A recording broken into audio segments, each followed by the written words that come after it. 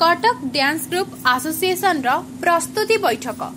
Cuttack dance group association रो प्रस्तुति बैठक स्थानीय महानदी विहार हारमणी मंडप निकटस्थ कान्हो डांस क्लास रे अनुष्ठित होई जाइछि।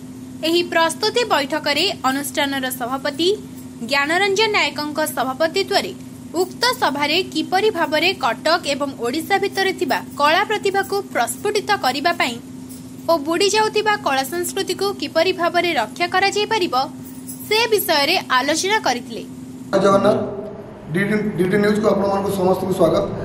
आज कटक डांस ग्रुप एसोसिएशन रो प्रस्तुति बैठक सरची प्रथम वार्षिक उत्सव पालन करिवे आसंता अक्टोबर 2 तारिख रे। बर्तमान अच्छा मो Sagar Cuttack dance group association president ए विषय किसी पचार। सर नमस्कार, आप जो मीटिंग आज है कौन कौन तार रही प्लान? प्रथमतः आप समस्त को मोर प्रणाम। मु Cuttack dance group association president Gyanaranjan Nayak कहती। अक्टोबर 2 रे आम कटक डांस ग्रुप जी डांसर्स भाई मैंने अच्छा डांस ग्रुप मैंने अच्छा से नहीं आम गोटे जातीय स्तर गोटे कंपटीशन करूँ सकाळे मॉर्निंग टाइम रे। तापर आम गोटे अवार्ड शोज आ किछि डांसर्स मानकु जो माने डांस को लेकिन आगु जाइछंती जातीय अंतर्जातिक स्तर रे से मानकु मध्ये अवार्डेड करूछु। एपरी कार्यक्रम रही आशा करूँ ये आम प्रथम वर्ष समस्त आशीर्वाद रहिले ये आगु को आउरी बढ़ी चलिबो।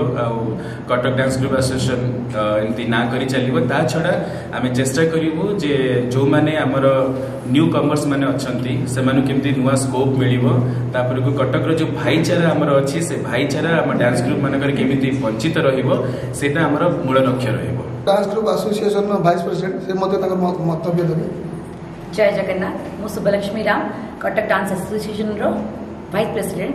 मु कहया चाहिए आमर कटक डांस एसोसिएशन गोटे बहुत बढ़िया आगु को गोटे प्लेटफॉर्म प्रस्तुत करने चाहूँगी जातीय और अंतर्जातीय नृत्यशिल्पी मान जहाँ को आम कटक रे रूपान्वित करवा। कटक रे आम तार गोटे बढ़िया बेसमेंट मिलूची जोटा कि आम पूरा कटक जी आर्टिस्ट अच्छा समस्त मिसिकी पालन करवा अक्टोबर 2 रे जार प्रस्तुति बैठक आज आम करूँ।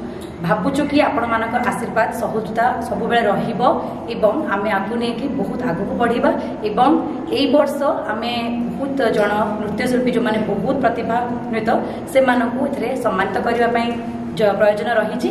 आपण मानक आशीर्वाद एकाम कामना हमर मो सहित अछंती हमर एडवाइजर राजेश भाई ताकू मते मु किछि पचारबी एई कोन कहबी आप? नमस्कार, जय जगन्नाथ।